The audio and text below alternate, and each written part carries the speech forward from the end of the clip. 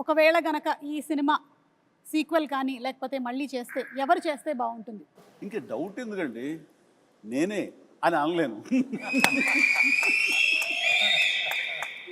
నిజంగా నన్నే అక్కడ పెడితే కనుక అలాగే ఉండేందుకు అన్ని రకాల ప్రయత్నాలు చేస్తాను. అలాగే ఉంటాను, రాణిస్తాను, రెప్పిస్తాను. కాకపోతే అలా అనడం అనేది కొంచెం అంబిషియస్ అవుతుంది. కాబట్టి అవ్వదండి, నా ఉద్దేశం రామ్ చరణ్ అలాగే శ్రీదేవి కూతురు జాహ్నవి చేస్తే బాగుంటుంది.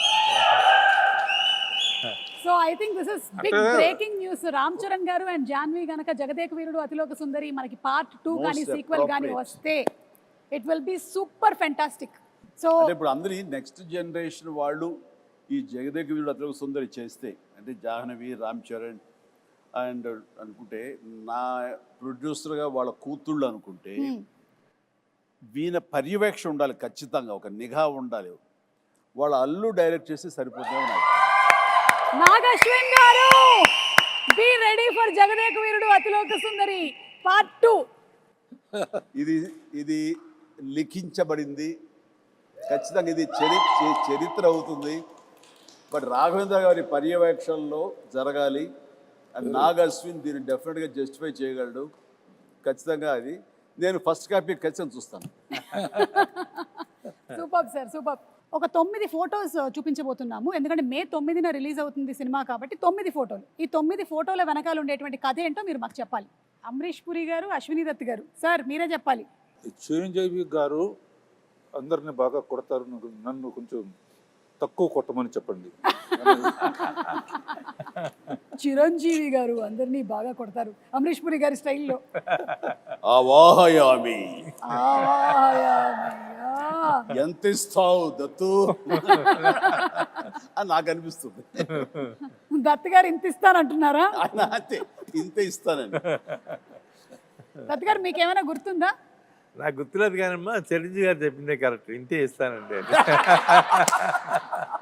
Okay, picture number 2. 105 డిగ్రీల జ్వరాన్ని కూడా లెక్క చేయకుండా నటించి మే 9వ తేదీన చిత్రం విడుదల కావడానికి కారకుడైనటువంటి సుప్రీం చిరంజీవి నిజంగా చిత్ర జగదేక వీరుడు, మనసున్న మహా మనిషి. ఇది కిందది కూడా చూస్తానండి.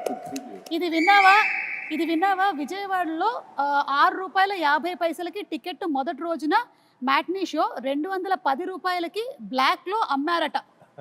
₹6 టికెట్ 210కి అమ్మారట. సమ్ 3.14 crores ఆఫ్ టికెట్స్ అంట అమ్ముడిపోయింది అప్పట్లో. Highest in all time record Jagadeka Veerudu Athiloka Sundari. అంటే శ్రీదేవి నాకు ఒక గిఫ్ట్ ఇచ్చింది, ఒక chess, very small chess board with అప్పుడు అది ఎలక్ట్రానిక్ అది, బట్ ఫిజికల్గా మనం లిఫ్ట్ చేసి పెట్టి తప్ప టచ్ ప్యాడ్ లా కాదు. పెడుతుంటే అది కౌంటర్ మళ్ళీ వెయిట్ చేస్తుంది. మనకి కంప్యూటర్ ఆడుతుంది ఒక్కోసారి, లేదంటే మనం తను ఇంగ్లాండ్లో ఎక్కడో కొనుక్కుందంటే తీసుకొచ్చి నాకు గిఫ్ట్ ఇచ్చింది. అండ్ నాకేదో ఇప్పటికీ నా దగ్గర ఉండాలి, మరి అది గుర్తు రావట్లేదు ఎక్కడుందో.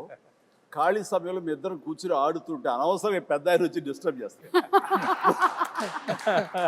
నేను నాను అవాహయామి అన్నాడు మహాన్. కానీ ఇద్దరు స్వర్గస్థులు అయ్యారు.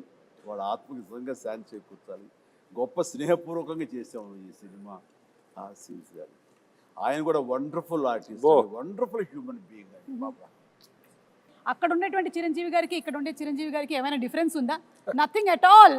That is our megastar Jagadeka వీరుడు.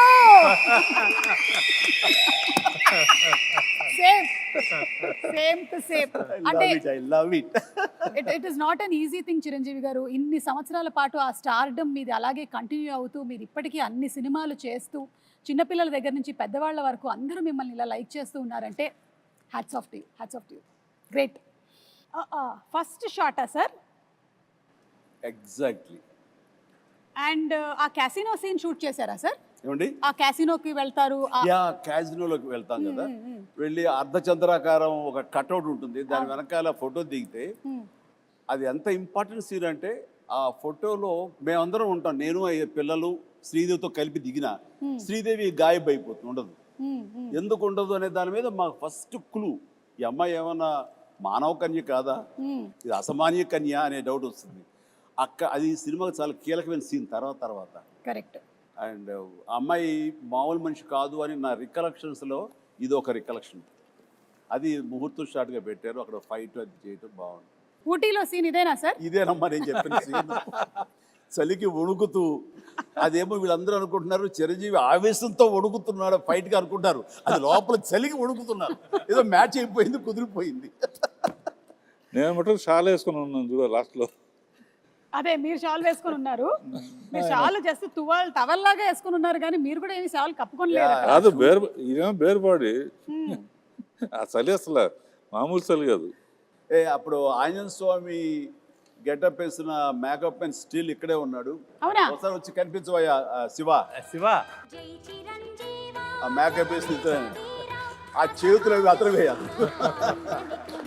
మీ దగ్గర ఉండేటువంటి ఆర్టిస్టుల్ని, అలాగే మీ దగ్గర ఉండేటువంటి టెక్నీషియన్స్ని చిరంజీవి గారు మీరు ఎలా గౌరవిస్తారు అని, అలాగే మీతో పాటు ఇన్ని సంవత్సరాల పాటు ఒక టెక్నీషియన్ ట్రావెల్ చేశాడంటే అది నిజంగా మీ పెద్ద మనసుకి తార్కాణం. గుర్తుకు వస్తుంది ఇప్పుడే. ఆ గెటప్ వేసిన ఆంజనేయ స్వామి గెటప్ వేసిన పంచుగుట్టిన షాజీ ఇక్కడే ఉన్నాడు. అది కాదు సార్, నువ్వు ఇంకా నాకు చిన్నపిల్లలాగా అప్పుడు అంతే. కూడా కష్టపడి అవన్నీ చేసేవాడు. అప్పుడు రకరకాల స్టైల్స్ ఏదైనా సరే తనే చేసేవాడు. బట్ సాంగ్స్కు మాత్రం ఈయన బాంబే నుంచి స్పెషల్ కాస్ట్యూమ్ చేయించేవారు. అది ఎవరంటే అతను కిషోర్, బడా సాబ్ కిషోర్. బట్ ఇవన్నీ లోకల్వి, ఈ మైథాలజీ కానివ్వండి, రెగ్యులర్గా వేసుకునే డ్రెస్సెస్ కానీ షాజీ చేశాడు.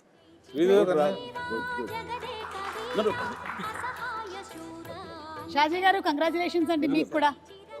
35 సంవత్సరాలు పూర్తవుతుంది. మే 9th మీరు ఫ్యామిలీతో కలిసి వెళ్ళి సినిమా చూడండి. అంటే ఇది కూడా ఫస్ట్ డే ఆఫ్ షూటే, ఎందుకంటే అదే కాస్ట్యూమ్స్ లో ఉన్నారు కాబట్టి మేబీ అనుకుంటున్నాను. మధ్యలో ఎవరు నేనా? మీరే సార్, మీరే. ఆ మధ్యలో కూడా ద హ్యాండ్సమ్, మీరే the most wanted director Raghavendra Rao గారే. కింద మన మనోడు కింద మన స్టిల్ ఫోటోగ్రాఫర్ శ్యాము. ఇందులో ఆయన ఎక్కడ విన్సెంట్ గారు కెమెరా ఆయన కెమెరా తోడు పక్కన చెప్తాడు, పర్యవేక్షణతో ఆయన okay, real director of photography. ఆయన వ్యూ చేసేవాడు, ఆపరేటర్ కెమెరామెన్ అసిస్టెంట్గా ఎవరికి ఇచ్చేస్తాడు. నేను ఎవరికో ఏదో చెప్తా, విఎస్ రెడ్డి ఉన్నాడు కో డైరెక్టర్. ఇక్కడికి వచ్చేసరికి అదే ప్రియతమ సాంగ్ ఇది, గోల్డ్ ఫాయిల్ తోటి ఉన్న సెట్ ఆ పార్ట్. అది ఇక్కడికి వచ్చేసరికి సినిమా అద్భుతంగా వచ్చేస్తుంది, హిట్ వచ్చేస్తుంది నమ్మకం ప్రతి ఒక్కరు ఏర్పడిపోయింది. అందులో మా అందరి మొహం ఓవర్ కాన్ఫిడెన్స్ ఉంటుంది. ఇక్కడ రాఘవేంద్రరావు గారు చాలువా కప్పుకొని కూర్చొని ఉన్నారు ఊటీలో, మాకు అర్థమవుతుంది ఆ చలి. మీరు సెలెక్ట్ చేసిన నీ యమ అందం సాంగ్. యమహో నీ యమయమాందం చెలరేగిల్దియగ దిగతాపం. ఏంటంటే నేను విన్నాను స్వప్న గారు వాళ్ళు చెప్పగా దట్ మన అశ్విని దత్ గారి శ్రీమతి గారు వాళ్ళందరూ కంగారు పడుతున్నారంట. అంటే ఇంత సినిమా తీసేశారు, అసలు ఈ సినిమా హిట్ అవుతుందో లేదో, ఆడుతుందో